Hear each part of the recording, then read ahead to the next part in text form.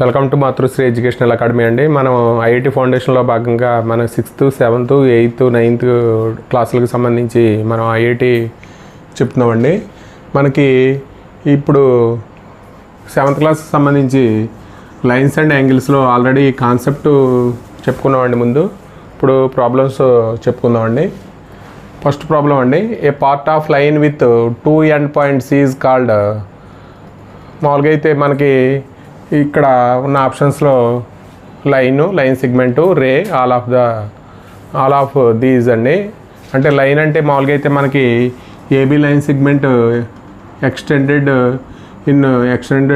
Indefinitely both the direction is called ఏమంటామంటే line అంటామండి. అలాగే దీన్ని లైన్ ఎలా డినోట్ చేస్తామంటే ఏబీ. తర్వాత లైన్ సెగ్మెంట్ అండి. అంటే లైన్ సెగ్మెంట్ అంటే మనకి లైన్లో కొంత పార్ట్ని మనం లైన్ సెగ్మెంట్ అంటాం. అంటే వీటికి ఎండ్ పాయింట్స్ ఉంటాయి. అలాగే రే అంటే మనకి AB line segmented extended only one direction is called ఏమంటామంటే రే అంటామండి. అంటే మనం ఎలా డినోట్ చేస్తామంటే ఏబీ సింగిల్ యారో. కాబట్టి మనకి ఎండ్ పాయింట్స్ ఉన్నది ఓన్లీ లైన్ సెగ్మెంట్ మాత్రమే అవుతుంది. కాబట్టి బి అనే ఆప్షన్ కరెక్ట్ అండి. అలాగే సెకండ్ది, a line segment whose end point A and B denoted by. మామూలుగా అయితే మనం లైన్ సెగ్మెంట్ని ఎలా డినోట్ చేస్తామంటే ఏబి అని రాస్తాం, ఆర్ ఏబి బార్ అని రాస్తామండి. అంతే. మామూలుగా అయితే ఎండ్ పాయింట్స్ ఉంటే వాటిని మామూలుగా మనం డినోట్ చేసేటప్పుడు ఏబి బార్ అని రాస్తాం. కాబట్టి ఏబికి ఇక్కడ బార్ రాయలేదు, ఇక్కడ బి అని రాశాడు. కాబట్టి ఏబి బార్ కాబట్టి ఆప్షన్ ఏ కరెక్ట్ అవుతుందండి. The instrument use to compare to 2 line segments. ఒకటేమో కంపాస్ ఇచ్చాడు, డివైడర్ ఇచ్చాడు, అలాగే ప్రొట్రాక్టర్ ఇచ్చాడండి. కాబట్టి మనం ఇన్స్ట్రుమెంట్ ఉపయోగిస్తామంటే లైన్ సెగ్మెంట్ని కంపేర్ చేయడానికి డివైడర్ ఉపయోగిస్తాము. డివైడర్ ఉపయోగించి మనం కంపేర్ చేస్తామండి. అలాగే 1 మీటర్ ఈక్వల్ టు ఎన్ని మిల్లీమీటర్లు అవుతుందో ఇక్కడ చెప్పమన్నాడు. 1 millimetre is equal to 1000 millimetres అవుతుంది. 1000 అండి. అలాగే 5వదండి, if A comma B comma C are collinear and AB is equal to BC అన్నాడు. దెన్ అంటే మనకి కొలీనియర్ అంటే 3 పాయింట్స్ ఒకే లైన్ మీద ఉంటే వాటిని ఏమంటారంటే కొలీనియర్ పాయింట్స్ అంటారు. కాబట్టి అంటే ఏబీ ఈజ్ ఈక్వల్ టు ఇక్కడ బీసీ అని ఇచ్చాడు. ఇక్కడ 4 ఉంటే ఇక్కడ 4 ఉంటే మనకి బి ఏమవుతుందని అడుగుతున్నాడండి. A point between A and C, అంటే బి అనే పాయింట్ బిట్వీన్ ఏ అండ్ సి మధ్య ఉంది. అలాగే మిడ్ పాయింట్ అవుతుంది. కాబట్టి ఇది సమాన డిస్టెన్స్ కాబట్టి కంపల్సరీ మిడ్ పాయింట్ అవుతుంది. అలాగే బైసెక్టర్ ఆఫ్ ఏసీ అంటే సమానంగా డివైడ్ చేస్తుంది. కాబట్టి ఆల్ ఆఫ్ దీస్ అవుతుందండి. కాబట్టి ఆప్షన్ డి కరెక్ట్ అండి. కొలీనియర్ పాయింట్స్ అంటే ఒకే లైన్ మీద ఉంటే వాటిని కొలీనియర్ పాయింట్స్.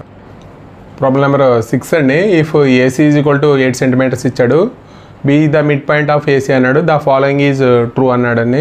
అంటే మామూలుగా అయితే మనకి ఏసీ అంటే మొత్తం 8 సెంటీమీటర్స్ ఇచ్చాడండి. అంటే 8 సెంటీమీటర్స్ అంటే B the mid point of AC అన్నాడు. B the mid point of AC కాబట్టి ఇక్కడ ఒక 4 ఇక్కడ 4 అవుతుందండి. అంటే మనకి ఇది ఏది కరెక్టు అంటున్నాడు. AB is equal to 4 correct. అలాగే BC is equal to 5 centimetres. ఇది మామూలుగా అయితే బీసీ కూడా 4 సెంటీమీటర్స్ ఉంటుందండి. అంటే 2AB is equal to AC అవుతుంది. కాబట్టి 2 × 4 ఈజ్ ఈక్వల్ టు 8 ఏసీకి ఈక్వల్ అవుతుందండి.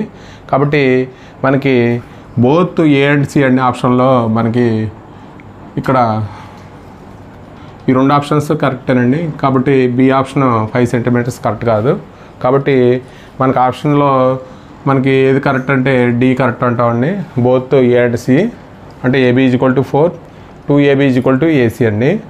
అలాగే మనకి ప్రాబ్లం నెంబర్ 7 అండి, if AB is equal to 10 centimetres ఇచ్చాడు, దెన్ AB/2 అంటే AB/2 అంటే మామూలుగా అయితే మనకి అంటే ఏబీ ఈజ్ ఈక్వల్ టు 10/2 చేయడమేనండి. అంటే 10/2 అంటే 5 సెంటీమీటర్స్ అవుతుంది. కాబట్టి ఆప్షన్ ఏ కరెక్ట్. అలాగే the terminal ray and initial ray becomes a opposite, then angle is. అంటే initial ray terminal ray opposite అయితే మనకి స్ట్రైట్ యాంగిల్ అవుతుందండి. ఇది అంటే స్ట్రైట్ యాంగిల్లో మనకి 180 degrees ఉంటుంది కాబట్టి terminal ray and initial ray becomes opposite, దాని యాంగిల్ ఈజ్ మనం స్ట్రైట్ యాంగిల్ అంటాం. అలాగే 2 angles in a plane having a common vertex and a common side and their interiors do not have a common point are called ఏం angles అంటారు అంటే, మామూలుగా అయితే మనకి కామన్ వెర్టెక్స్ అలాగే కామన్ సైడ్ ఉంటే వీటిని ఎడ్జసెంట్ యాంగిల్స్ అంటారండి. అంటే ఓ అనేది వెర్టెక్స్, ఇక్కడ దీన్నేమో కామన్ సైడ్ అంటామండి. కామన్ ఆర్మ్ కానీ కామన్ సైడ్ కానీ అంటాం. కాబట్టి వీటిని common side their interiors do not have a common point ఏమి లేకపోతే దాన్ని ఏమంటామంటే ఎడ్జసెంట్ యాంగిల్స్ అంటామండి. కాబట్టి సి ఆప్షన్ కరెక్ట్. అలాగే adjacent angles have a common vertex and common, మనకి ఇక్కడ దీంట్లో కామన్ సైడ్ అండి, అంటే మనకి ఇక్కడ కామన్ సైడ్ అన్నాం కాబట్టి ఇక్కడ కూడా కామన్ సైడ్ అంటాం. అలాగే నో కామన్ ఇంటీరియర్ పాయింట్, ఇంటీరియర్లో మనకి ఏ పాయింట్ కామన్గా లేకపోతే దాన్నే మనం ఎడ్జసెంట్ యాంగిల్స్ అంటాం. కాబట్టి ఇది ఎడ్జసెంట్ యాంగిల్ డెఫినేషన్ నుంచి 2 బిట్స్ వచ్చినాయండి. కాబట్టి మన కాన్సెప్ట్ నేర్చుకుంటే బిట్స్ ఎన్నైనా చేయగలుగుతాం. కాబట్టి మన కాన్సెప్ట్ కొద్ది నేర్చుకుంటే సరిపోతుంది. కాబట్టి ఈ 10 బిట్స్ అవగాహన చేసుకోండి. తర్వాత నెక్స్ట్ వీడియోలో ఒక 10 బిట్స్ చెప్తామండి. Thank you for watching this video.